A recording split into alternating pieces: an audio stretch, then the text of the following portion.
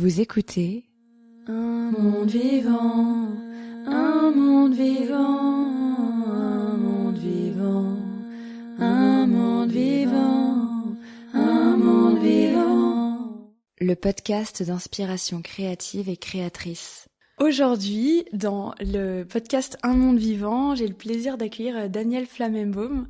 Bonjour Daniel. Bonjour Sarah. Je suis vraiment heureuse de t'accueillir dans cet épisode et que tu m'aies dit oui parce qu'on s'est connus dans les cercles de femmes et l'énergétique féminine que tu proposes chaque année à Paris, qui sont des cercles de femmes où on peut parler autour de la sexualité et ensemble faire un cheminement sur l'énergétique de toute cette zone de notre corps, du bassin et des organes dedans. Voilà, j'avais lu aussi avant tes livres, tu as écrit Femme désirée, femme désirante, qui est le premier livre que tu as sorti en 2006, qui a été un grand succès.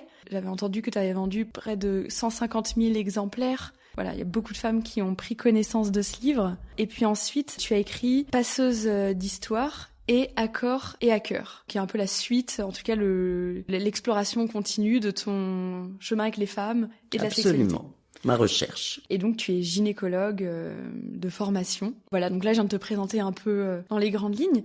Toi, Daniel, comment tu te présentes aujourd'hui voilà, quand on te demande qui tu es aujourd'hui? Alors qu'est-ce que je répondrais? Comment je me présente? Je dirais, comme une énergéticienne.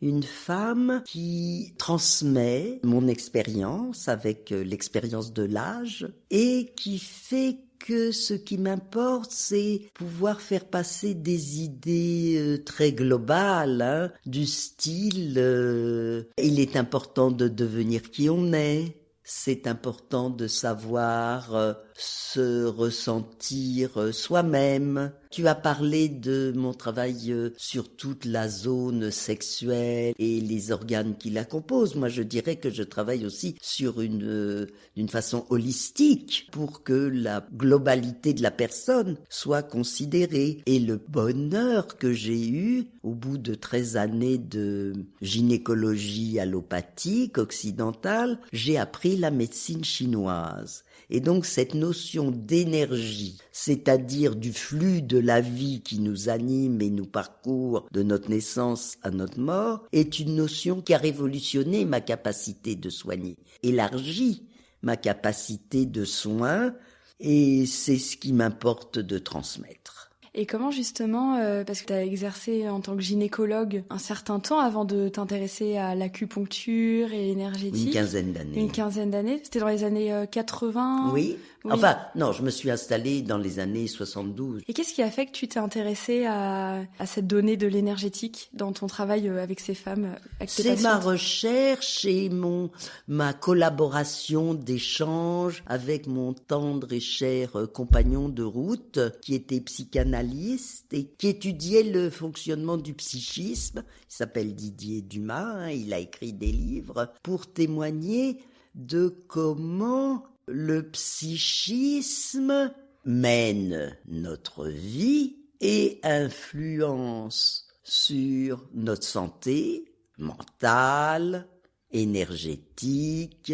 physique. Et si je suis honnête, c'est lui qui m'a entraîné à apprendre cette médecine chinoise, sans compter que j'ai eu des jeunes amis qui étaient un peu plus jeunes que moi, qui apprenaient la médecine chinoise et qui m'ont dit « Écoute, c'est génial, ça va vraiment t'intéresser ». Et j'ai été excessivement heureuse de cette découverte. Et tu l'as intégré à ta pratique? Et je l'ai intégré à ma pratique et j'ai élargi mes capacités de soins. Ça veut dire que les maladies gynécologiques les plus courantes, que sont les problèmes de saignement, d'hémorragie, que ce soit des problèmes de douleur et que ce soit des problèmes d'infection urinaire, j'ai su aborder ces pathologies d'une façon énergétique, d'une façon excessivement efficace. Avec d'autres résultats que les femmes, ça devait les surprendre peut-être. Et voilà, alors je proposais ces nouveaux traitements aux femmes qui venaient me voir. Il y en a pas beaucoup qui acceptaient, mais il y en avait quand même. Et puis je leur disais que moi je démarrais, que j'étais dans mon honnêteté, ma curiosité, et ça a été une ouverture qui a complètement modifié ma capacité de soin. Et ça a permis aux femmes de mieux se connaître, de mieux se comprendre, de pouvoir considérer cette notion justement de, tu sais, le chi, on parle du chi ou du ki, qui s'est vulgarisé avec les arts martiaux, le tai chi, le qigong, le yoga aussi. L'énergie vitale. L'énergie vitale qui nous anime, qui circule. Et quand ça se bloque, ça fait des douleurs. Quand c'est pas assez présent, ça peut faire, j'ai envie de dire, des descentes d'organes, ça peut faire des hémorragies, parce que notre fonctionnement cyclique de femme, de la puberté à la ménopause, implique une bonne contractilité des vaisseaux au moment des règles pour arrêter de saigner. Et ça, c'est magnifique si on se met à comprendre qu'on saigne parce qu'il nous manque de la force au niveau de l'utérus pour contracter nos micro-vaisseaux et redémarrer un cycle nouveau. Ça veut dire que si on a la curiosité de comprendre et d'apprendre, qu'on peut mobiliser et concentrer de la force vitale à ce niveau-là, ça marche, c'est efficace. Et on retrouve aussi du lien avec notre corps. Complètement. On va en parler, mais il y a une déconnexion aussi du fait qu'on n'a pas cette zone-là, le sexe, on est coupé. Il n'y a pas que le sexe qu'on n'intègre pas. Souvent, on est coupé en 2, en 3. On peut être coupé à la tête. Et on peut retrouver quand ça nous importe, comprendre comment on a été constitué, puisque on se construit dans les premières années de l'enfance et même dès la conception. Donc, on peut comprendre si on est vraiment un intellectuel qui se nourrit de comment fonctionne la vie au niveau intellectuel, on est coupé entre la tête et le corps. Et puis après, on peut avoir toute une zone affective au niveau du cœur, au niveau du sternum, complètement débordée par l'émotivité et le plaisir aussi. Mais ça peut quand même nous étouffer et nous bloquer. Sans compter le diaphragme, on a des problèmes de respiration. Et sans compter le fait que cette zone sous le diaphragme, cette zone du ventre, cette zone du pelvis, cette zone du sexe a été quand même très tabou dans la transmission. On apprend aux enfants qu'ils ont des yeux, des oreilles, un corps, mais on leur dit pas qu'ils ont un sexe. Toujours, c'est encore très très très en défaut, la transmission sexuelle du petit enfant, alors que c'est tellement fondamental. Ça les construit futurs adultes.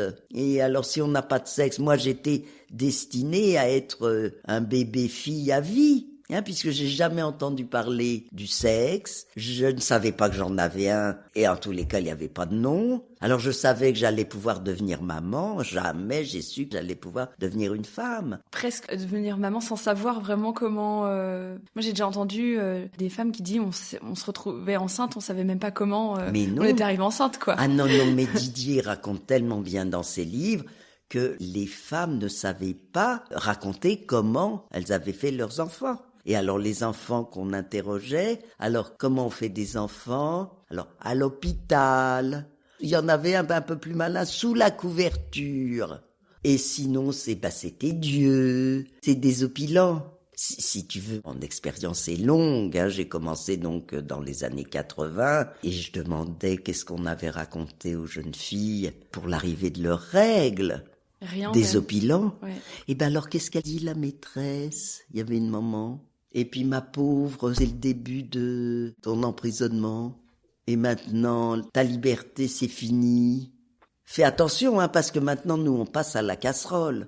Et comment veux-tu qu'une petite fille se repère avec ça? Ouais, ça lui marque presque un enjeu de danger, mais qui est encore le cas dans plein de pays. Presque, un blocage. Un blocage, mais voilà, c'est pas du tout une fermeture. Ça veut dire que la transmission de la sexualité comme un futur qui entretient la santé, qui va permettre aussi de faire des enfants quand c'est le bon moment, dans le partage avec le futur père. Ça a été, au planning familial, j'y ai travaillé beaucoup, vraiment un de mes grands chevals de bataille pour dire un enfant désiré par les deux parents a déjà au départ un droit à exister. Parce que avant de s'incarner dans un corps, il s'est incarné dans les mots. Il a existé dans la parole. On en parlait. Et dans l'esprit. Oui. Ça veut dire que la parole va être à l'avant-garde de notre vie, j'ai envie de dire, de beaucoup de choses. Et combien il est important de pouvoir transmettre à un enfant que non seulement plus tard, il aura le bonheur de construire une famille, ça c'est assez bien transmis, de trouver un travail, de travailler, mais aussi d'être un homme ou une femme qui a du plaisir à vivre sa sexualité pour, je viens de le dire, entretenir sa santé, pour se sentir plus fort, pour se sentir redressé, pour se sentir plus vivant, pour se sentir plus animé, pour se sentir plus clair d'esprit. Et c'est intéressant parce que on entend beaucoup, il y a des phrases comme ça où la sexualité elle est réprimée, même interdite, où on se dirait c'est un péché, ça peut même se considérer comme ça. Ah mais et c'est intéressant. Non, c'est pas que ça peut se considérer comme ça, c'est que c'était considéré comme ça.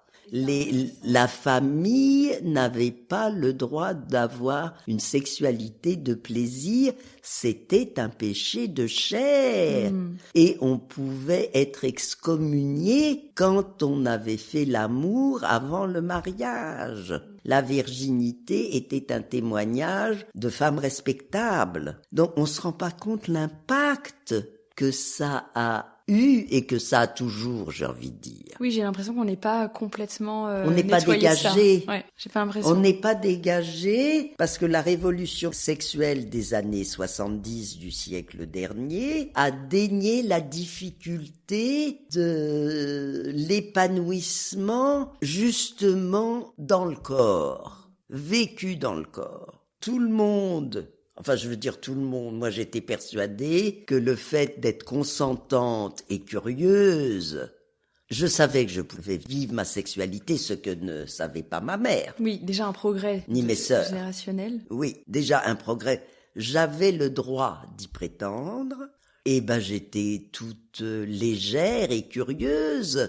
J'étais consentante et je n'avais aucune idée de la difficulté que ça allait donner pour y arriver. Et encore, j'ai eu de la chance d'y arriver. Et c'est parce que j'y suis arrivée que j'ai milité, que je milite encore sur la capacité de cette ouverture et cette capacité de réception de forces complémentaires et d'échanges que l'on peut vivre dans la rencontre des sexes. Oui, et en même temps, j'ai le sentiment que cette révolution des années 70, avec les moyens contraceptifs, la pilule, l'avortement, etc., ça fait aussi que, de mon regard, que les femmes, comme tu dis, se sont ouvertes dans une vie un peu comme les hommes, de liberté extérieure. Ah, mais c'est vrai. Et que, en fait, ça a aussi coupé d'une partie de réceptivité non, et de douceur. Non, c'est pas ça qui a coupé, c'est que ça l'a pas ouvert. Ça l'a pas coupé plus. Ça n'existait pas.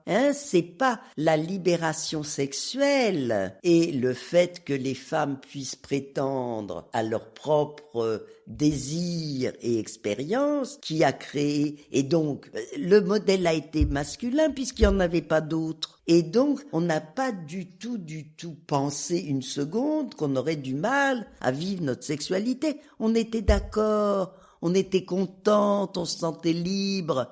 C'était le bonheur. Oui, ça se posait pas plus loin, en fait, le questionnement. Mais bien sûr que non. Ouais. Et je trouve que c'est récemment qu'on se rend compte que c'est plus difficile qu'on l'avait rêvé et imaginé. Et c'est pour ça que j'ai écrit ce 3e livre, pour expliquer dans À corps et à cœur, mais pourquoi c'est plus compliqué et pourquoi on n'y arrive pas, alors qu'on s'aime, c'est pas l'amour qui manque. Donc c'est très très intéressant de voir que cette féminité qui a cette notion d'accueil et de réception. Ça veut dire le féminin accueille et reçoit.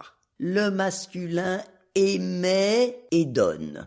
et qu'on est tous constitués d'une partie de masculin et de féminin chacun, et que la sexualité va être, je vais dire, presque l'apothéose possible de cet échange de masculin, féminin de chacun, parce que ça se passe dans le corps, parce que ça nous incarne, parce que ça nous renforce, parce que ça nous remodèle. Et effectivement, la sexualité de cœur et d'esprit fait partie intégrante de l'aventure, mais que on ne peut pas négliger et évincer la partie corporelle pour se sentir complet. Parce que c'est ça qui est intéressant. C'est cette notion de complétude. D'un seul coup, il y a une sensation de se sentir entier, entière. Qu'on soit pénétrant ou pénétré, et d'ailleurs les Chinois c'est magnifique, ils parlent pas de pénétration, ils parlent de compénétration.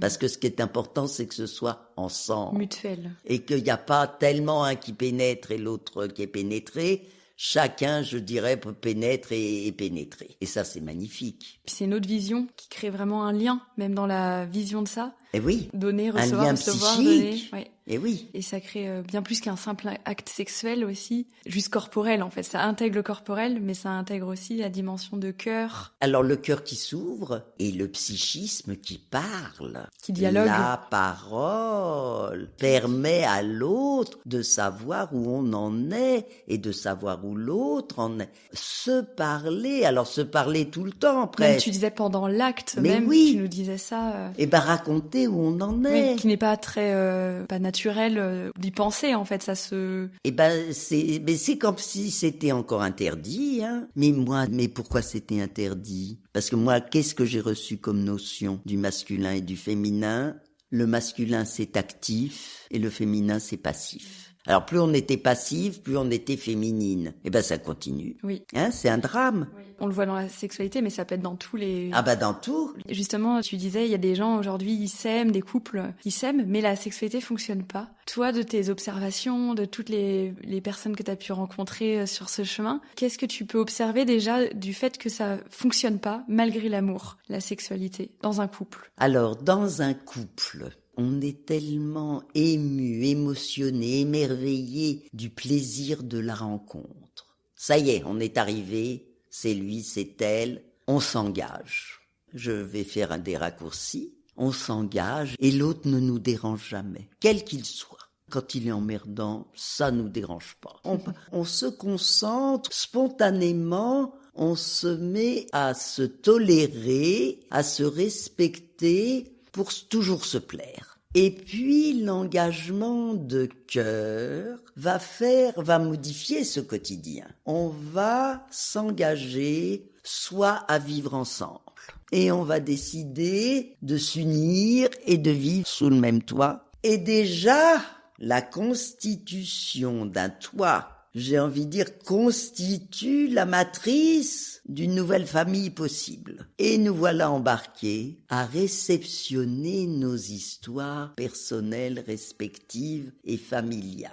On s'était rencontrés dans la liberté de nos féminins, masculins, je dirais horizontalement dans la vie quotidienne. Et voilà que notre engagement nous fait réceptionner notre verticalité, d'où on arrive et où on va. Et on réceptionne les maternelles et paternelles de chacun, avec tout ce que ça comporte de folie, de secret, de non métabolisé, d'absence de parole, d'encombrement, de folie, de fantômes. Oui, c'est-à-dire le transgénérationnel, côté père, côté mère, des deux du couple. Voilà, et d'un seul coup, il y a plein de monde. Et il y a du monde dans la maison, et il y a du monde dans le lit. Ça veut dire, on ne se reconnaît pas.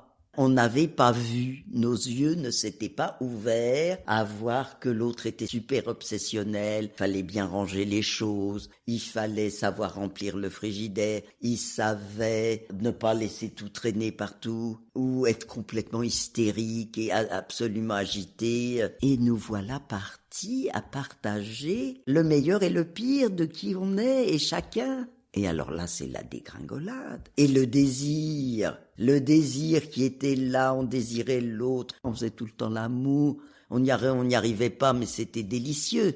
On avait foi en l'avenir, on avait plein de projets, c'était joyeux. On sortait, il y avait des amis, on partageait, c'était la jeunesse. La jeunesse, c'est l'élan vital. Et nous voilà à nous dégringoler, à pas comprendre. Et déjà, il faut le reconnaître, à pas comprendre ce qui nous arrive, parce que l'autre, d'un seul coup, il n'est pas comme on pensait qu'il était. Et le temps de réaliser, on sait pas parler, on sait pas ce qui nous arrive. Alors, des fois, si, il y en a un qui disait à sa compagne, mais tu n'es plus du tout celle que je croyais. Alors, avec de l'humour, il dit, mais tu m'as trompé sur la marchandise. Tu étais jolie, tu étais vivante. C'est rude.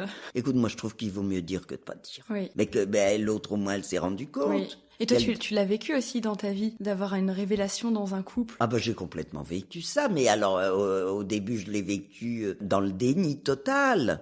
Il faut déjà avoir une ouverture d'esprit pour se rendre compte que quand l'autre te dit tu ressembles à ta mère, t'es pas complètement blessé, tu te rends compte que c'est vrai. On va répéter, puisqu'on a été constitué comme ça, sans se rendre compte, on va répéter, chacun dans son style, comment était sa mère, comment était son père, on fait un espèce de mix, et l'autre fait la même chose, et d'une façon quand même assez générale, même si c'est pas que comme ça, les femmes vont s'emboîter dans leur mère et leur grand-mère, et les femmes de la famille, et les pères vont s'emboîter dans les hommes, dans les pères, et les grands-pères et les hommes de la famille. Et dans ces cas-là, qu'est-ce qu'il faut pour changer ça? Et est-ce qu'on peut toujours sauver un couple? Où il y a des moments où il faut savoir se dire, on a découvert qui on est à travers ça. Peut-être que nos chemins ne se constituent pas vraiment ensemble parce qu'on s'est correspondu sur des mauvaises bases. Pas forcément sur des mauvaises bases, sur les bases de la répétition. Du passé. Oui, on a répété à l'identique. Moi, c'est quand même ce qui s'est passé avec mon premier mari. J'ai eu un premier mari et on était heureux et on était voyageurs et on découvrait le monde. Mais c'était formidable notre vie. Et sexuellement, on n'y arrivait pas, mais ça n'avait pas tellement d'importance. On s'en rendait à peine compte. Et puis le temps est passé, on s'en est rendu compte, avec timidité, sans oser se le dire. On était des gens de 68, donc on avait théoriquement une liberté. Et c'était l'amour sans la parole. La parole, ça vient avec la maturité, ça vient avec un travail personnel, ça vient avec comprendre que pour y arriver, il faut se parler. Je ne vois pas comment on peut y arriver sans se parler. Et apprendre à se parler alors. Mais apprendre à se parler, et apprendre à se connaître, et apprendre à respecter l'autre et à le découvrir aussi. Non, c'est un gros travail, avec une exigence très très magnifique. C'est une exigence où l'humain se développe, a des prétentions de liberté pour chacun, a des prétentions d'échange de communication, a des prétentions de pouvoir procréer. On est très prétentieux et on a raison, mais ça demande un travail énorme. Donc, pour répondre à ta question, alors qu'est-ce qu'on fait quand c'est pas qu'on a fait fausse route, on a fait une route qui semblait s'imposer comme normale et bienveillante et nous correspondre. Et puis si on se rend compte que ça nous correspond pas comme on le souhaite. Et encore, il faut que chacun puisse ouvrir les yeux. Et il faut arriver à se comprendre l'un l'autre. Souvent, il y a un décalage. Sans compter que, il y en a effectivement qui s'engagent dans un chemin qui leur convient, et puis l'autre, ça lui convient pas. Donc là, il y a une reconnaissance très douloureuse. Ça veut dire, qu'est-ce qui se passe quand on s'est engagé ensemble dans un chemin et qu'on s'est plutôt un peu fourvoyé, que l'un se rend compte que ça lui correspond pas. C'est très douloureux. Et alors, ou bien on s'engage à faire le travail, et là c'est quand même très important. Et alors moi, quand je parle de travail, c'est un travail double. C'est un travail et psychique, de thérapeutique transgénérationnel. C'est un peu grandiloquent. Ça veut dire savoir d'où on vient, savoir comment on agit par rapport à notre histoire personnelle, familiale et sociale. Oui, il y a cet adage qui dit, qu'on entend souvent, on ne peut pas aller bien loin si on ne sait pas d'où l'on vient. Oui, sache d'où tu viens, tu sauras où tu vas. Et ben voilà. Et moi je trouve que je suis d'accord avec cet adage. Ça veut dire de savoir d'où on arrive. On a beaucoup bougé socialement, et ça change toujours très vite, dans le droit des femmes, dans la modification de la vie de la famille, dans l'ouverture de la parole, puisqu'avant on parlait pas. Les femmes, elles étaient à la maison, les hommes étaient dehors à travailler. C'est comme si on gardait encore un peu un truc comme ça, alors que c'est pas vrai du tout. Les femmes, elles vont travailler. On prend pas le temps de faire le point d'où on en est. Et tu parlais de travail aussi, et je trouve que ça peut être un travail très joyeux et passionnant, et pas du tout un travail lourd et pénible. Parce que je pense qu'il y a des personnes qui peuvent être impressionnées. Oui, mais moi j'ai des amis qui me disent « Mais arrête de parler de travail, de quoi tu parles ?» Je lui dis « Mais c'est quoi d'autre ?» Mais c'est un travail parce qu'il y a un effort, en fait, une constance à appliquer peut-être. Il y a une constance, à la conscience. Mais une curiosité d'être de plus en plus conscient. C'est une ouverture de conscience quand même. Et alors je disais, il y a ce travail d'un côté, qui est quand même un travail psychique, on pourrait dire, et puis le travail énergétique, qui est le fait de savoir qu'on a un corps qui a besoin de se sentir entier. Et là, c'est chacun dans son style, à trouver, moi je vous parle de médecine chinoise puisque c'est celle que j'ai apprise, il y en a qui parlent de yoga, n'importe quoi, on s'en fiche. Savoir considérer le fait que notre corps a besoin de se sentir vivant et entier, et pour moi, entier, ça s'appelle sexué. Quand on est adulte, on est sexué, et on vit notre sexualité. Ça veut pas dire que tout le monde est obligé d'adhérer à ce que je pense. On n'est pas obligé de penser qu'une vie doit obligatoirement intégrer une sexualité. C'est pas ce que je dis. Ce que je dis, c'est quand on est curieux et qu'on désire vivre sa sexualité, combien il est important de savoir la vivre. Parce que sinon, c'est très fatigant et on est très malheureux. Et on en parlera tout à l'heure, mais je fais le point avec la créativité. Je trouve que cette part sexuée, c'est la dimension aussi de procréativité, de procréation, qui met le mouvement, et pas seulement le mouvement des enfants et le mouvement sexuel en route, mais même le mouvement des idées dans la vie, quoi. Mais ça, ils sont formidables pour de ce point de vue alchimique de la sexualité, parce que ces Chinois de la Chine ancienne disent que la sexualité, la force de la sexualité, c'est de nous inonder d'un mélange, d'une rencontre, je disais tout à l'heure, de nos énergies sexuelles masculines et féminines, pour remonter le corps. Et cette remontée détoxique les organes, détoxique les vaisseaux, détoxique les nerfs, les fascias, mais remonte jusqu'à notre cerveau pour détoxiquer nos organes des sens. Et on goûte mieux la vie. Et on est plus prêt à écouter et à entendre. On voit mieux et nos neurones sont détoxiqués. Ça veut dire qu'on est plus clair d'esprit. Donc la sexualité a un rôle d'auto-guérison. Ah mais absolument, d'entretenir la santé, absolument. Qui est à l'opposé de ce qu'on disait tout à l'heure, de cette sexualité qui serait sale ou mauvaise, néfaste. Ou non respectable, ou on est des filles de mauvaise vie. Ah non, c'est terrible. Et alors il faut considérer la sexualité masculine aussi comme un héritage tout à fait catastrophique et très différent de l'héritage des femmes. Nous, les femmes, il n'y a que la procréation qui nous fait femmes et le plaisir est interdit et dégueulasse. Mais on ne le connaît pas, il y a une ignorance.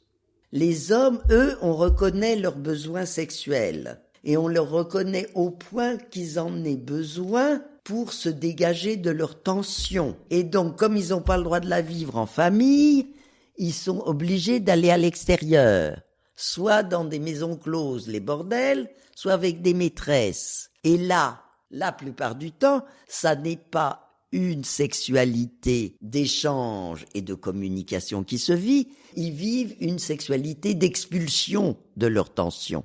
Et ça les soulage. Et là, les Chinois sont formidables. Ils disent que pour les femmes, le soulagement spontané vient avec les règles. On se dégage de nos fantômes avec les règles.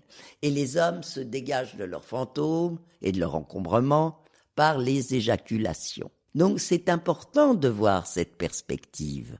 Alors les hommes, ils ont besoin qu'on s'occupe d'eux. Les femmes, elles savent même pas ce que c'est un sexe d'homme. Elles savent pas le considérer comme un honneur et un bonheur. Et nous voilà encore dans l'incohérence et l'incommunicabilité, sauf que la parole est en train de se délier. Les femmes, elles savent pas le sexe d'homme, mais parfois même elles en ont peur. Mais elles en ont peur, elles le trouvent dégueulasse. On est dans une société quand même où il y a une défiance aussi entre les sexes. Et c'est vrai que le sexe d'homme, il est puissant puisqu'il donne la vie. Hein, nous, on fait notre sauce, les femmes.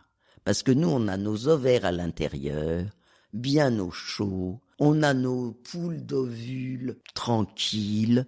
On est protégé. Le sexe de l'homme est à l'extérieur du corps. Il est vulnérable. Si les testicules ne descendent pas dans les bourses à l'extérieur, ils ne sont pas fertiles. Donc, toute cette dimension anatomique rend le sexe masculin plus vulnérable. Et je pense que cette vulnérabilité entraîne aussi un besoin de reconnaissance, de fragilité. Qui n'est pas reconnu. Bien sûr que c'est pas reconnu. Puisqu'il y a des violeurs. Et tu parlais justement de maisons closes et tout, et moi j'ai l'impression que même notre société et quelques dysfonctionnements, c'est aussi cette énergie sexuelle qui est abrupte en fait collectivement, les violences collectives, etc. C'est une force qui est pas bien. C'est Internet un peu, hein. Oui, aussi. Le bordel maintenant, c'est un peu Internet. Oui, la pornographie. Oui. La pornographie. C'est notre défaut vraiment d'éducation sexuelle, puisqu'elle devient l'éducation sexuelle des enfants. Oui. Et on sait très bien qu'un enfant informé par la famille est beaucoup moins influencé par le porno. On le sait, ça. C'est reconnu. Ça, je dirais presque médiatiquement. Et je trouve que les médias, ils font pas bien leur travail. On va pas à l'origine. À la cause profonde. On va pas à la cause profonde. C'est comme si on était toujours destinés à rester des enfants. Mais c'est pas vrai. On est destinés à se prendre en main, à devenir des adultes, à devenir entiers, à devenir sexués, à être clairs d'esprit. On a besoin... Adulte, en fait. Mais adulte. Et puissant, en fait, dans qui on est, en maîtrise de nous. Eh ben oui. Là où même la pornographie, après, les hommes vont venir projeter sur les femmes, avec qui ils vont avoir une sexualité, des fantasmes, etc. Et en fait, les femmes, en tout cas, c'est mes observations, vont pas être heureuses là-dedans. Et ça crée encore plus une boucle de fermeture dans le dialogue, etc. Mais absolument. Il est important d'apprendre et de savoir qu'on peut prendre. Didier Dumas disait le volant de sa vie. Oui. On n'est plus des enfants. Et justement, je voulais t'entendre aussi, tu l'as évoqué rapidement tout à l'heure, sur la base, le fait qu'il y ait des personnes, on en a parlé aussi en cercle, ensemble dans les ateliers, mais que selon la base qu'on a, on part pas de la même façon. Et j'avais envie juste de faire un petit mot là-dessus quand même, sur le droit d'exister quand on a été pensé, tu disais, et quand on n'a pas été désiré ou quand on n'a pas été bien accueilli là-dedans, donc on n'a pas une base solide. Elle peut se reconstituer. Voilà, c'est ça que tu as envie d'entendre de ma part, là, maintenant. Je vois, mais tu as raison. Ça veut dire que... Moi, je pense que tout est réparable. Ça veut pas dire qu'on va devenir comme on peut pas devenir, mais ça veut dire qu'on va plus pouvoir devenir pour ne plus jamais être insatisfait. On va devenir qui on est avec un travail de remodelage possible. Et tu m'insistes, et tu as raison, pour parler de notre base, de notre socle, de notre plancher pelvien, de comment cette force du bas du corps, qui contient le sexe, qui contient les jambes, qui contient les pieds, qui contient une force de soutien, on a la capacité d'acquérir ce qu'on ne nous a pas donné et d'avoir un corps qui se remodèle pour devenir de plus en plus le nôtre. et on le ressent, on se sent plus fort. C'est un gros travail. C'est un travail d'incorporer cette considération. On sait très bien que pour la vieillesse, les gens qui entretiennent leur physique, ils se sentent mieux.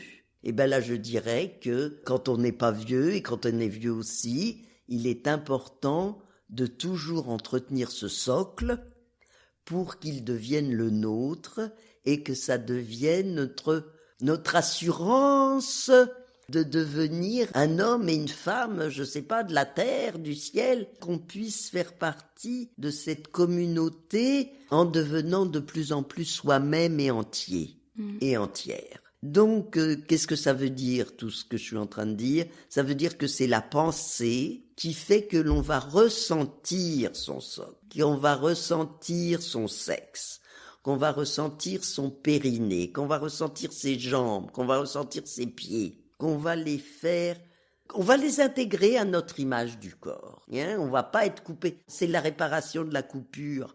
Si on est coupé entre le haut et le bas, on travaille le bas pour qu'il soutienne le haut et qu'il soit rabouté. Et tu disais aussi qu'on aime son mari, son compagnon, son partenaire. Son homme. Son homme, voilà, tu dis ça comme ça, exactement. Tu dis on aime son homme comme on aime sa mère. Ça, c'est un scoop. Et c'est un scoop de Didier qui est fondamental. C'est important de voir comment spontanément notre cœur qui s'ouvre va toujours se brancher à notre premier amour. Et notre premier amour, qu'on le dise comme on veut dans les temps actuels, c'est celui qui nous a portés, qui nous a donné forme, qui nous a créés et qui est l'amour maternel. Comme j'ai dit tout à l'heure que chacun avait des féminins, des énergies féminines et masculines, c'est l'occasion de dire que nous avons aussi chacun des énergies maternelles et paternelles. Et l'amour maternel, que ce soit pour un homme ou pour une femme, est un amour inconditionnel, est un amour qui porte, est un amour qui soutient, est un amour qui donne forme, est un amour qui va faire pour l'autre ce que l'autre n'est pas capable de faire. Alors que l'amour paternel est un amour qui témoigne à l'enfant que le monde est plus grand que celui que le maternel nous propose et qu'il est important de s'extirper du monde de la mère, non pas pour qu'il n'existe plus, mais pour qu'il puisse se prolonger vers la découverte d'un monde plus grand. Et le paternel, à ce moment-là, va donner la parole et va propulser l'enfant pour que l'enfant découvre et puisse découvrir sa propre route. Ne pas être seulement inféodé à ce que le maternel lui propose. Intégrer le monde, la société et la vie. La vie. Super intéressant. Et on arrive vers progressivement la fin. J'avais envie de faire un petit point sur la création et la créativité. On l'a évoqué déjà tout à l'heure. Et je te disais que moi, plus je grandis sur mon chemin créatif, plus ça me demande d'être en lien avec mon bassin. Je vois vraiment un lien entre les deux. Quelque chose où la créativité, elle est pas du tout juste mentale. Et que ça permet d'ancrer l'épanouissement au-delà de la sexualité. Est-ce que c'est quelque chose que t'observes aussi de façon générale ou c'est quelque chose où dès qu'on est là, on peut s'ancrer? Ressenti le fait d'être plus fort en se sentant plus ancré, c'est-à-dire plus entier, ça donne envie de continuer l'exploration. Oui. Et c'est, je pense, jusqu'à la mort. On se sent mieux, on se sent plus complet, on se sent plus ouvert, on se sent plus clair d'esprit, ça donne envie de continuer, oui. Bien sûr. Et de créer encore plus. Bien sûr. Plus, enfin, en tout cas, c'est mon regard là. Je sais pas si on décide, ça se décide. Hein. C'est les deux, il faut être d'accord. Oui. Et il faut être ouvert à la réceptivité de la créativité, parce que notre créativité, elle nous tombe aussi du ciel. Oui, hein. Oui, c'est l'inspiration. Elle fait partie du monde invisible aussi. Et ça veut dire, c'est savoir se connecter ou savoir l'accueillir et savoir le réceptionner pour être dans la nouveauté permanente, on dirait. La créativité, c'est de la nouveauté. Donc, admettons que voilà, on est en épanouissement, que la sexualité dans le couple se vit merveilleusement bien, que la créativité est au décuplé, etc. J'ai juste envie de te poser une dernière question par rapport à tout ça. Donc dans ton livre, tu parles aussi des étapes de faire l'amour, et il y a quelques phrases que je trouve sublimes sur la jouissance. Tu dis: la jouissance n'est pas un acte, c'est un processus qui se ressent et s'apprivoise. C'est un phénomène qui s'étudie en physique ondulatoire sous le terme de résonance. Le plaisir qu'éprouvent les corps à se compénétrer vient des énergies mises en jeu par les deux partenaires qui visent à entrer en résonance, c'est-à-dire à vibrer à l'unisson, dans la même fréquence, comme lors d'un chant en duo où les voix s'accordent et se potentialisent pour n'en former qu'une. Je trouve que finalement, on pourrait presque dire qu'on fait l'amour tout le temps, c'est même plus que la jouissance est un état d'être à la vie. C'est la résonance, c'est la capacité de se mettre à l'unisson avec ce qui nous importe, ce qui nous intéresse, ce qui nous ouvre le cœur, l'esprit, le corps. Cette résonance, c'est de prendre le temps de s'ajuster. Et on s'ajuste pas toujours pareil, et on n'est pas toujours disponible pareil, et on n'est pas toujours prêt pareil. Il est question de ne plus jamais être insatisfait, parce qu'on sait être ensemble. Merveilleux. Ultime question en quelques mots rapides, aussi spontanément que tu le souhaites. Qu'est-ce qui t'aide à entretenir un lien d'amour avec toi au quotidien ? C'est de me reconnaître pour qui j'étais. Comment souhaites-tu voir l'humanité sur la planète Terre les prochaines décennies ou les prochains siècles ? Moi, j'ai du mal à répondre à cette question parce que je suis tellement dépitée de l'état des lieux que je suis contente d'être vieille. Je suis pas que pessimiste sur l'avenir du monde parce que j'ai une foi en l'humain excessivement grande, mais j'avoue que là, il faut être quand même se donner les moyens de pouvoir penser clair, tellement on est assailli d'incompréhension. Je comprends tout à fait.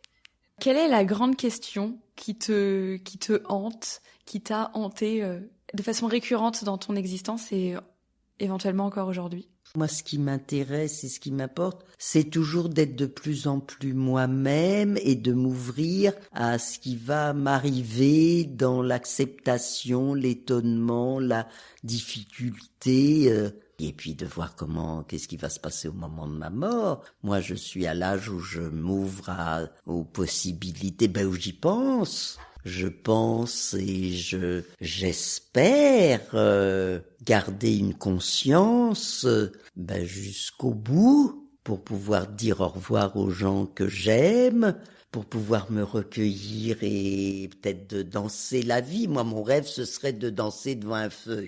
Parce que j'ai lu ça dans une Amérindienne qui a écrit son livre et elle a dansé devant son feu avant d'aller se coucher et de mourir les jours qui suivent.